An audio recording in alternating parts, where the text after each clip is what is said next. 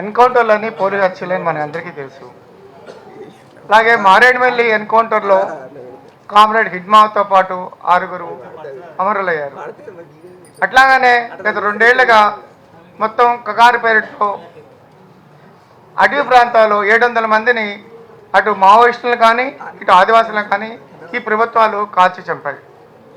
ఎక్కడైనా ఏదైనా చట్టంలో తప్పు చేస్తే చట్ట ప్రకారం అరెస్ట్ చేస్తారు, కోర్టులో ప్రొడ్యూస్ చేస్తారు, వాళ్ళ చట్ట ప్రకారం విచారణ జరిపిన తర్వాత శిక్ష విధిస్తారు.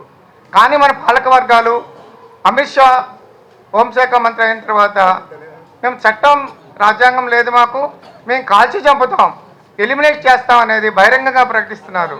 ఒక రాజ్యాంగం మీద ప్రమాణం చేసిన తర్వాత అట్లా చెప్పడానికి వీల్లేదు.